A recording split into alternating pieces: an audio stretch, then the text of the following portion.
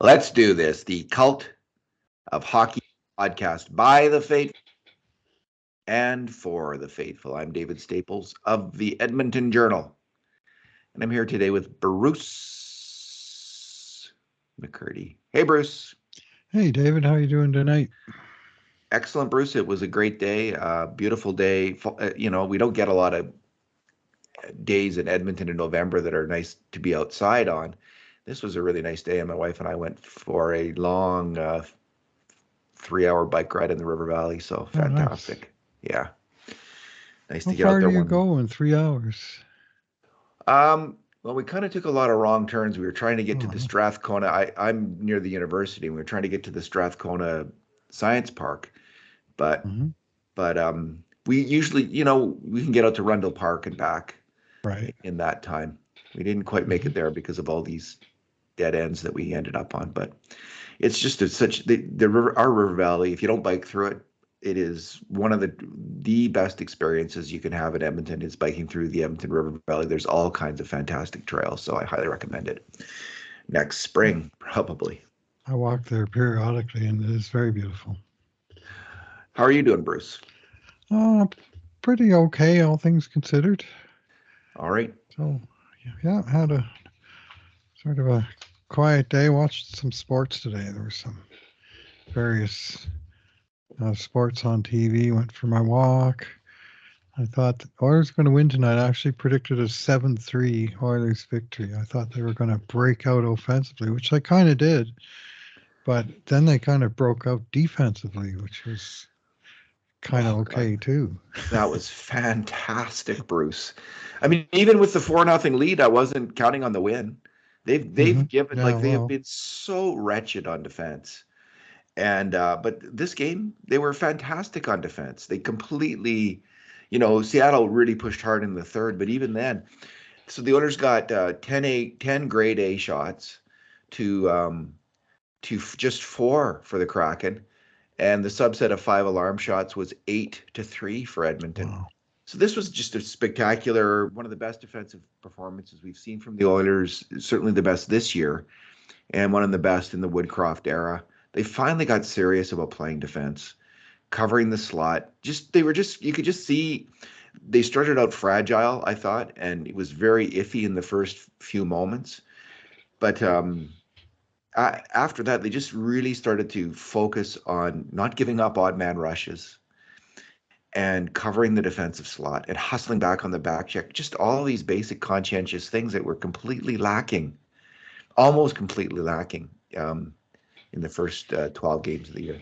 So they beat Seattle 4-1. Bruce, this is our two good things, two bad things, and two numbers podcast with one conundrum, which I have yet to think what is the conundrum, but I'll think of something soon. What's your good thing? First good thing. We'll do two good things each because it's a big win, obviously. Okay. I'm going to go with the goaltender, Stuart Skinner, who did have a strong defensive performance in front of him. And as you say, only faced, well, he faced 18 shots on the game and only four grade A's and three um, uh, five alarm, one of which went in the net. But the two five alarms that didn't go into the net were both extremely notable and important saves.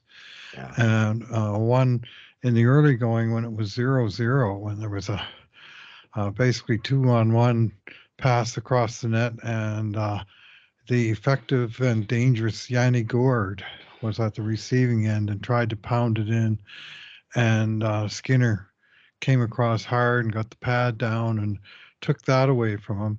And that was before Edmonton ever started scoring. Like Oilers got all of their goals in a just under a 10-minute span between 9:56 and 19:42 of the first.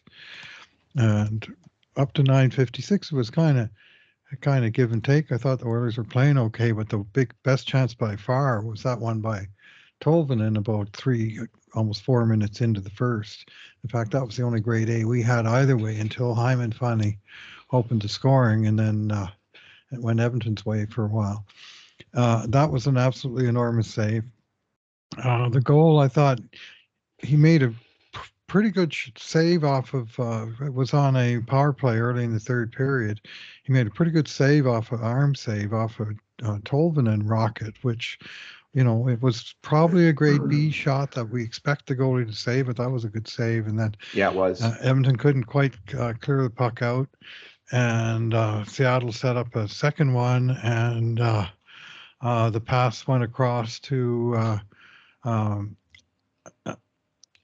again, it went to an open guy in the top of the circle, and he fired it across the crease, and I think off the guy's skate, possibly even potential kicking motion into the net. But Oilers, I think we're wise not to challenge that.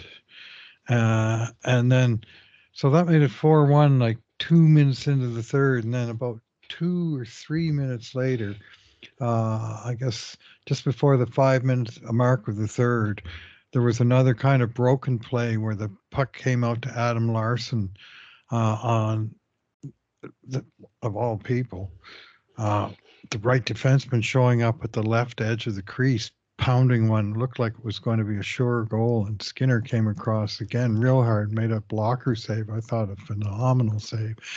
And if they score there, it's 4-2, and there's still 15 minutes left in the game. And they'll have scored 2 in the first 5 minutes of the third period, and cut the lead in half in a quarter of the period. And that save there was, I won't call it a game saver, but it was certainly a game changer, or took away a goal which could have been a game changer, and kept Edmonton in command on the score sheet. And from there, they spent too much time in their own zone, I thought, in the third, but they, Skinner just had to be solid, but I'll give him full credit. He was solid, and he handled the puck well. He made good decisions as to when to freeze the puck, when to slow things down. And I just thought he had a rock solid game from front to back. Yeah, Skinner had a couple of really solid stretches last year where he was looked every bit the starting goalie, like a number one goal in the NHL, and he looked like that player again tonight, which is not a moment too soon. Yes. If he saves the year twice in a row, that'll be something. Too much. Let's not get ahead of ourselves. All right. Let's not me get ahead of myself. Bruce, I'm going to give the second good thing to Zach Hyman. And the Oilers needed a stupendous game from someone, and they got it from Zach Hyman. He was fantastic all night long in different ways. So his first goal, the first goal is a really nice play by Evander Kane to advance the puck up the ice. And it kind of bats around a little bit, and it ends up on Hyman's stick, but he has fought his way into the slot, and he launches a backhand shot on the rush. Those shots are so difficult for a goalie. They have no idea where it's going. And Hyman was able to lash that in on the backhand. Roof drop. Yeah, just spectacular. The next one, he's doing exactly what he should do on the power play. This power play, which relies on Connor McDavid and Leon Draisaitl, can't rely on them right now because they're both completely out of sync. It's fair to say. The first unit scores, and neither of them gets a point. Go figure. I've been hoping that, I've been thinking that I've been seeing McDavid getting better and better each game, but this game, man, he was just fighting the puck. And anyway, but the Nugent Hopkins passes it back to Bouchard. Bouchard with a really hard wrist shot right at net. Hyman's screening, and he just slams in the rebound. It's a great kind of gritty power play goal, outside shot, rebound goal. The next goal was my favorite of the three. He comes crashing down. The puck's in Seattle's end, and Hyman comes crashing down the boards to steal the puck on the pinch, which is a really smart and aggressive play. It goes to Nugent Hopkins, who fires it on net, and I think Kane gets a stick on it, tips it a bit, which then directs the puck into this in front of the goalie, and Kane gets plowed or pushed from behind into the Seattle goalie, and so the Seattle goalie's down, no fault of Kane's, fortunately, and Hyman is there to slam home his third goal, a natural hat trick in the first period. It didn't end there, though, for him. Yeah. It didn't end there for Hyman. That line, I thought, led the way defensively for the Oilers. Nugent Hopkins, Hyman, and Kane. in the second and third periods, and especially in the third. I thought they were just working hard, working smart, and staying out of, when they were on the ice, there wasn't trouble and there wasn't going to be trouble. Hyman made a fantastic back check to get the stick of Kailer Yamamoto, who was trying to wind it up on a 2-on-1 for a dangerous shot, and he wasn't able to get off the shot. So I give Hyman, Bruce, it's the rare time I give a 10. We don't give 10s often. Mm-hmm. And even when someone scores a hat trick, they don't always get a 10. Oh, typically. But Hyman played a perfect game. He but what's a transcendent game? Oh yeah, we've had this argument before. Is a 10 a perfect game or a transcendent game? Well, it was perfect. It was transcendent. It was definitely transcendent. He showed the love. Heading into the game, Kevin Bieksa was saying, we'll find out how much these players want to play for Jay Woodcroft. Well, Stuart Skinner and Zach Hyman showed him the love with their play tonight, and led the way. Fantastic games from two guys that they needed. They needed some big games, and they got them from these two, as well as a number of other players. I mean, when you have a defensive effort like that, Bruce, everybody's doing their bit. I passed everybody in this game, even Raphael Lavoie, who only played 4 minutes and 11 seconds and made a turnover, because I didn't feel like failing anyone. But yeah, well, it's a team effort kind of game. I do that sometimes too. When I think the whole team's contributing, they all get like passing grades, unless somebody's really screwed up, and I mean, clearly no one really did. Yeah. What's your second good thing? Yeah, I'm going to go with the other part of the score sheet for Edmonton tonight, which is Dylan Holloway, who scored the fourth goal even later in the first, just 18 seconds left. This was a real nail in the in this game that they were. Seattle was already reeling from giving up, a goal at 10 minutes, 14 minutes, 18:40, and then 19:42, Holloway does, and it's just finally got a bounce, right? And it was just the puck came off the end boards and it just bounced sort of right to him with the goalie down and scrambling, and all he had to do, which he did do, was jump on it and get it up and off the ice and into the net, and he pounded it home. And that was probably the simplest thing that he did all night. But his energy level was just off the charts. He had, what did he have tonight? 13 minutes and 5 seconds. And that doesn't include the 11 minutes that he spent in the penalty box. So here is the game summary for the Oilers tonight, by the way. This is on the goal side of the ledger, Hyman, Holloway. And on the penalty side of the ledger, we have Holloway, Hyman, Holloway. He did take a few penalties. So two guys got all the goals and all the penalties in a game where they had 4 and 5 respectively. So that was pretty bizarre. But Holloway, the goal was sort of the cherry on top.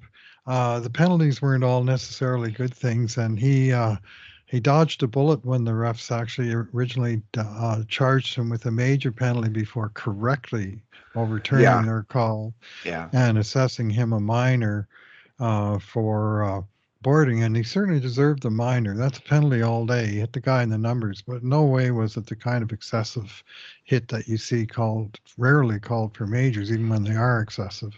So thankfully the refs fixed that, and doubly thankfully that they did when Seattle scored 25 seconds into the power play. Can you imagine if they score quickly like that and there's still 4.5 minutes to run on a major penalty? Anyway, so he was rugged, he was into it, but he was absolutely robbed by both the goalie and big Jamie Alexiak on one play where the puck squirted loose and he made a diving attempt and he chipped it on net. Like, he did everything he could, and I thought it was going to go in, but the goalie got a piece of it with his glove, and then Alexiak came in behind him and cleared it almost off the goal line with his stick. That easily could have been a second goal. And we also had him as being the setup man on 2 other grade A chances. He had 4 contributions to grade A chances. 2 were shots of his own jam plays from in tight to the net, and the other 2 were really nice passes. One was a coming into the zone and a nifty drop pass, which who fired that shot? Derek Ryan McLeod. off the post. Oh no, Ryan that McLeod McLeod, off the that one, drop yeah, pass. And yeah. then late in the third period, he stole the puck and then made a real nice cross ice pass to Ryan, who wired a shot off the post. He was that close. Holloway was that close to having the Gordie Howe hat trick tonight. But he'll just have to satisfy himself with his first of the season. Way to go, kid. He worked hard for that. And 3 minors, a hat trick of minors, fighting major. I think that's his first fight in the NHL with Vince Dunn on a rugged. This was, I think it was payback a little bit for the hit earlier. Oh yeah. And also it was some rugged, like they boarded him pretty hard on that play, and he got up and the puck came right to him and he was just right back into it with, with the jousting and so on. And Dunn came in and hammered him with 3 good cross checks in the back, none of which apparently was a penalty. And then Holloway, I think Holloway might have dropped the gloves first. Anyway, they started going at it. But what he brought to this game in spades was energy and uh, and talent. We could see the speed, we could see the effort, and we could see the good results, and certainly his involvement in the game, being all over the score sheet as he was, and nothing sort of costly the other way. So, and officially they gave the score, the shot counter was very cheap. Officially got only 1 shot on net because I guess the one where Alexiak finally stopped it would be called a block shot. But boy, oh boy. Anyway, he was um, somehow not credited with any hits, but a couple of block shots, a takeaway. He was involved in all aspects, and uh, a little too exuberant maybe on 1 or 2 of the penalties, but uh, I I loved his effort, and his overall performance was excellent. What grade did you give him? 8. Fair. Gave him an 8. He didn't. He drew a penalty right on that. He almost had a breakaway in the first. Did you? I can't remember if you mentioned Yes, that. He always I break did. it. He blocked a shot and it was going to go and he was going to get a breakaway Oh, and then right. And the guy tripped him right away the at the guy blue tripped him line. and he Yeah, got a. yeah, Bruce, yeah. this is the Dylan Holloway we've been wanting to see and hoping to see. I mean, he's shown a lot of skill as a college hockey player, like a ton of skill, Hmm. and he showed skill at the AHL level. Such was his level of skill in the college hockey. I thought, okay, yeah, this guy, um, he can be a top 6 forward in the NHL. He's got that potential. And tonight they was mainly, I think he was mainly playing with McLeod and Ryan, and I really like the fact that they were playing Derek Ryan more. He's such a good, solid, smart player. McLeod had his best game of the year.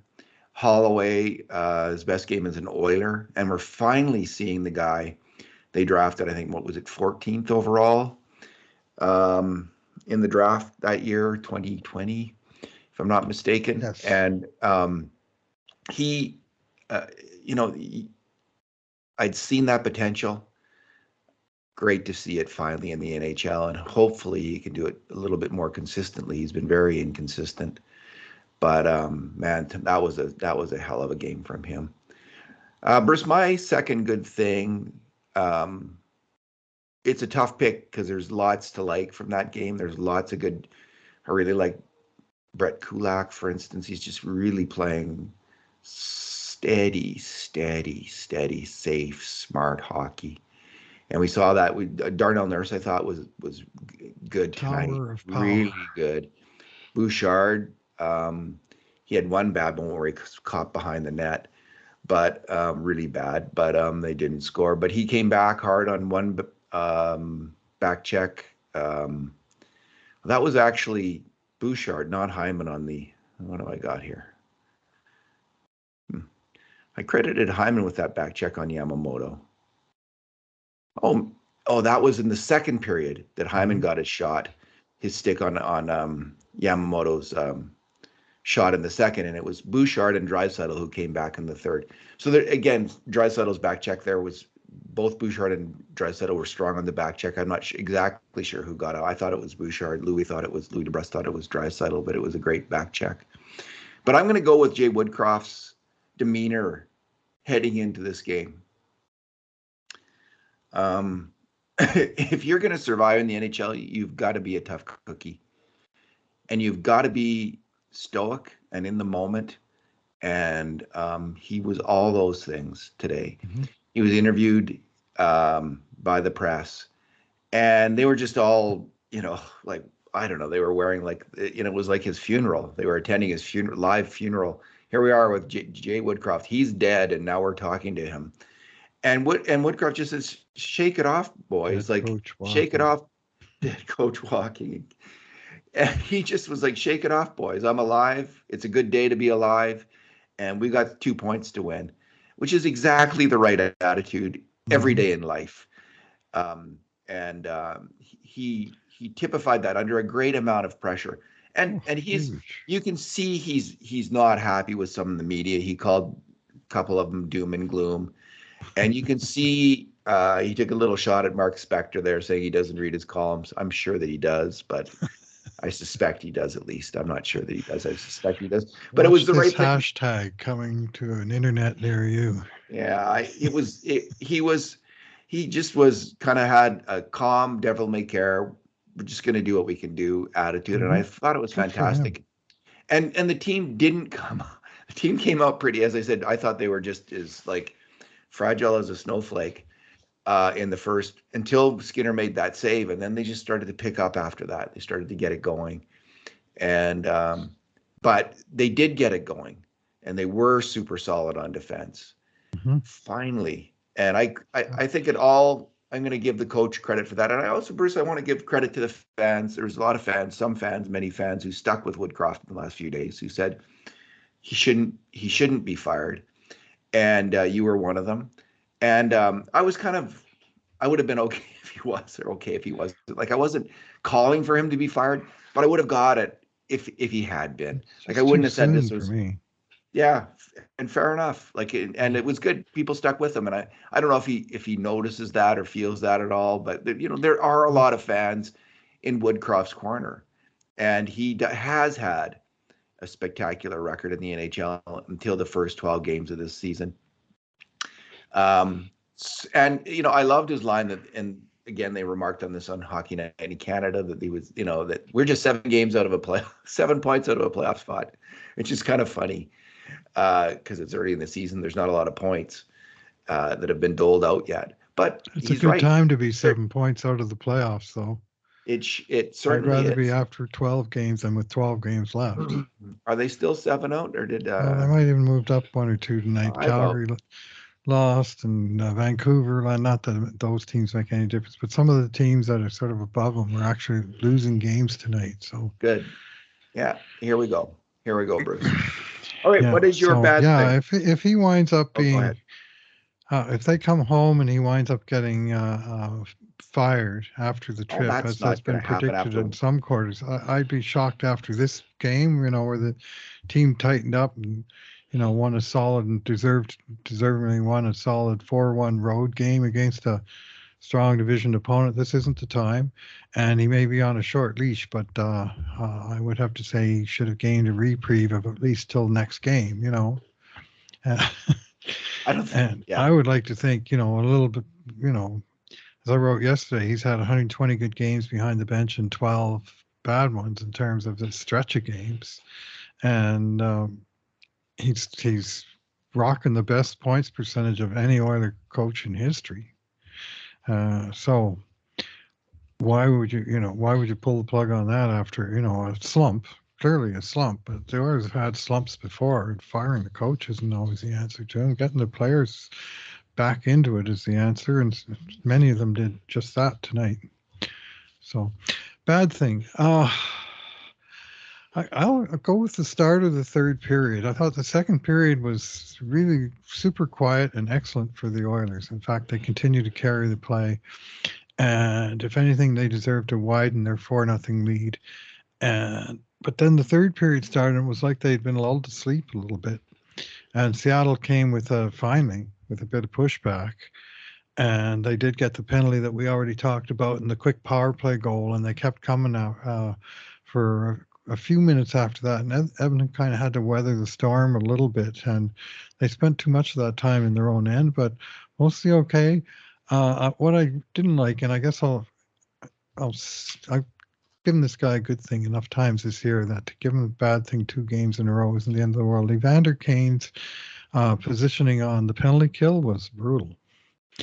He, he shouldn't be on the kill. He was on the wrong side of the ice for both the Tolvanen shot and then again for the pass, which came from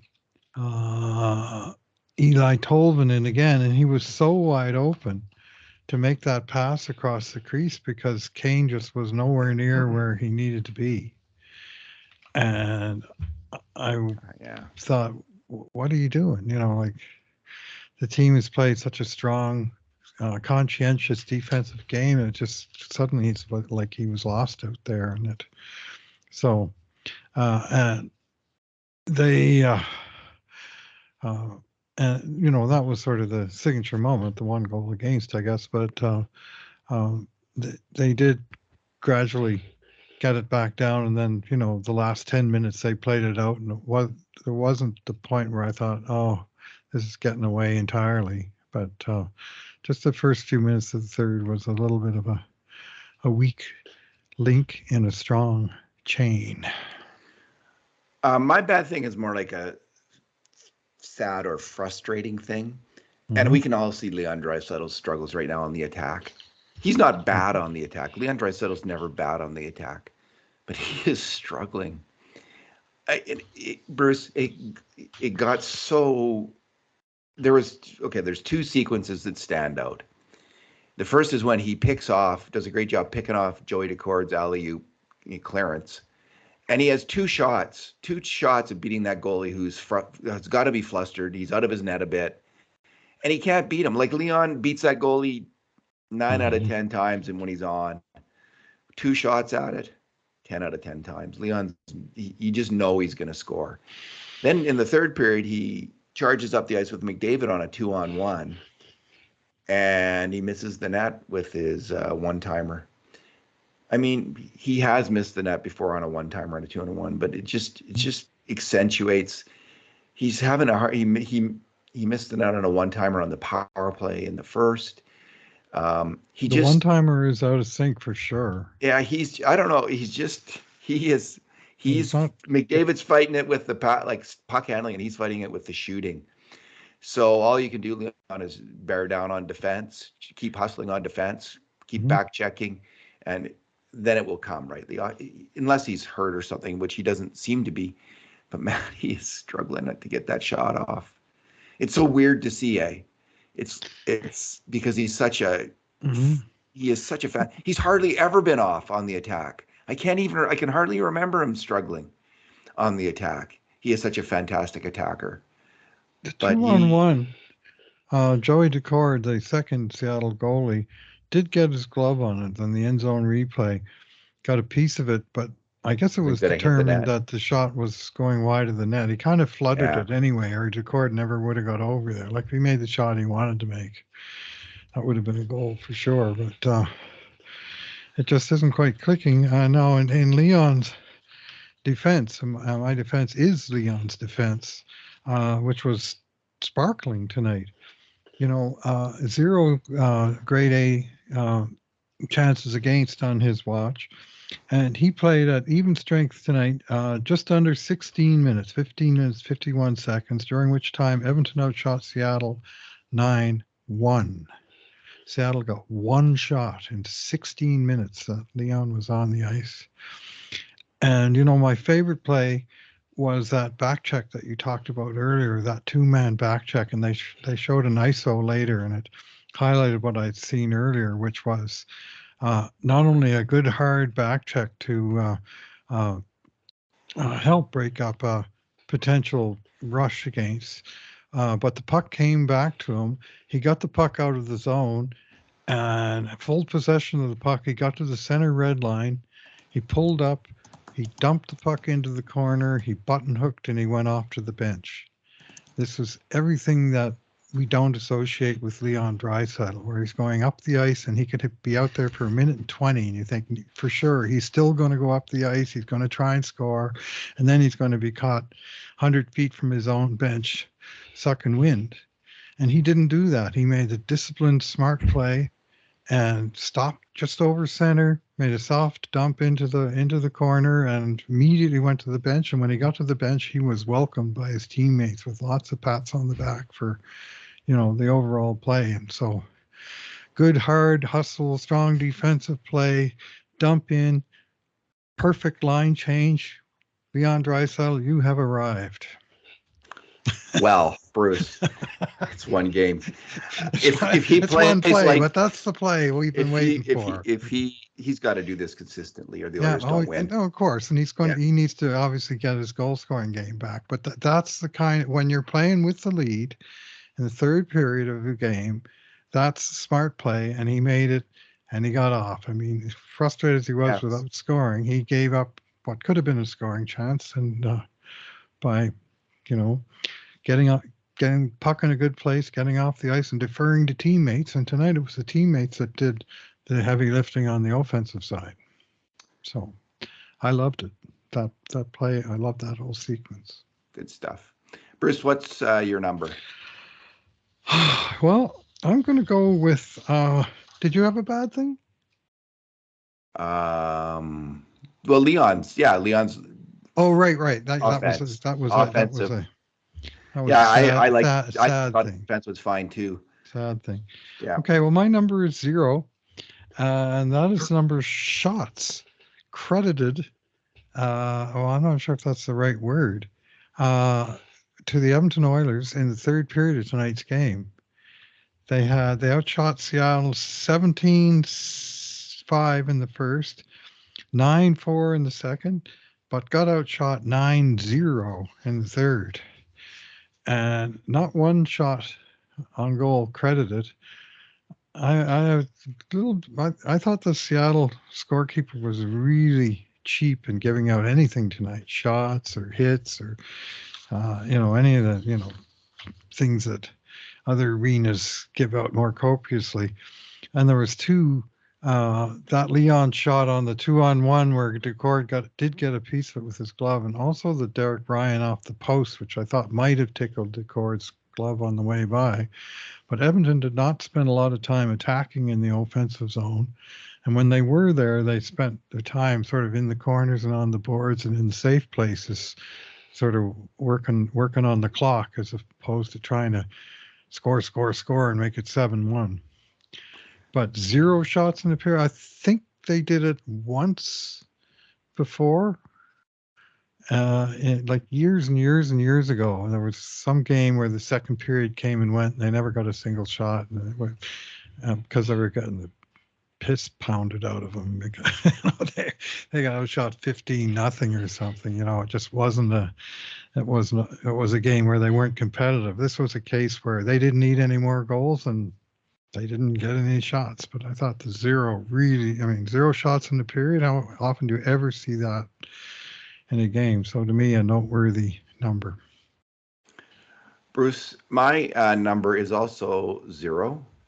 And Connor McDavid had 0 major contributions to grade A shots this game. 0, not 1. He averaged 7 per game last year. Has that ever happened before? I don't think so. I can't remember it ever happened. And certainly the Oilers winning when he has had 0. Wow.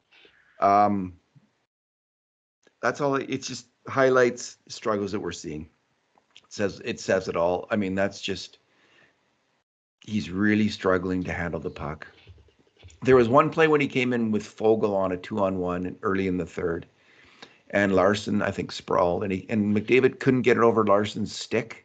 Now, maybe he wasn't even trying. Maybe he thought the play was to put it hard under, but usually he would loft that puck quite easily over and get it to Fogle, and there'd be a shot. I just think it's just not, something's not there, and that's an indication of it.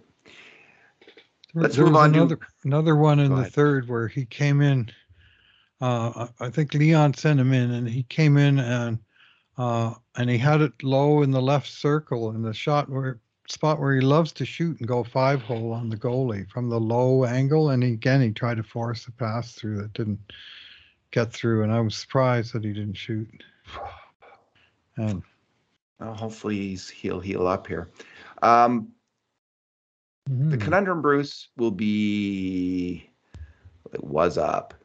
Can they keep? Here's the conundrum. They had a great defensive game. They can play really solid defensive hockey. They're going to need to, in a way they've never actually done before, especially if McDavid and Draisaitl are out of sync for a while more. They're just going to need to play defensive hockey, disciplined hockey in a way that this team isn't known for, but is capable of. Like, this team is immensely talented hockey players. They're capable of playing strong defensive hockey. Can they do it? That's the conundrum. Yeah. Well, we certainly saw strong defensive games tonight, and mistake-free games from guys like Nurse and Draisaitl, and I thought Ryan Nugent-Hopkins had a really strong defensive game tonight. And can they continue that from those players? Because they do need. It's one thing about defense; it has to be a team effort, and they did bring that tonight. And they played a different game than what we've seen. I actually called this game to be 7-3 for Edmonton. I told my son before the game I could feel it coming, but they made it 4-0, and then they thought, well, we can, if we take care of business the other way, we probably got enough goals, and it's not like they stopped trying completely, at least in the second period, to score more, but they more concentrated, it seemed to me, on keeping the puck out of their own net. And they largely succeeded at that. And it was a little bit of a different style, and they kind of buttoned it down. And maybe that's what they need to do for a while. I don't think it's maybe. I think it's definitely. Yeah. Definitely they need to do this. They've needed to do this all year. Heading into the year, Bruce, their defense was a mess. It was a mess against Vegas. They lost against Vegas mainly because of sloppy defensive play and mental errors. And they just, if they want to win it, that was like, if they want to win the cup heading into the year, they've got to change their defense. They've got to do better. Now it's like, if you want to make the playoffs, you're going to have to just all year long, you're going to have to grind it out on defense. Great. That's what this team needs to do. Maybe this, maybe the losing streak at the start of the year and the scare they've had will be the final spur they need to turn the corner, and each person take, a real accountability and responsibility for playing conscientious defensive hockey the rest of the year. There's obviously going to be slip-ups, but tonight there were very few and far between, and a well-earned victory, much needed for Jay Woodcroft. And there we go. Here's the key number. I think I got this right. I haven't toted it on paper or anything recently, but if they hold the other team to 3 goals or less, I believe they are now 3-1-1 in those games where they held the other team to 3 or fewer. They lost the 3-2 game in San Jose last game. They lost 3-2 in overtime to Winnipeg early in the season. And the games they've won have been 6-1, 5-2, and now 4-1. And those also happen to be the games where they've scored the most goals, or the games where they've given up the fewest. And otherwise, they've been giving up, leaking in 4 or more goals basically every game. And in those games, if my other math is right, they're 0-8. If you give up 4 or more, 0-8, 0-8-0. Like 0 standings points from the 8 games they've lost before. They had one game where they scored 4 and lost. They lost 7-4 to Minnesota. And otherwise, it's been, a couple of 4-3s and a few 5-2 type blowout losses. And of course, Vancouver 8-1 and 6-2 and stuff like that. But if they can hold the other team to 3 or fewer, they got a fighting chance. And that was the case all last year as well.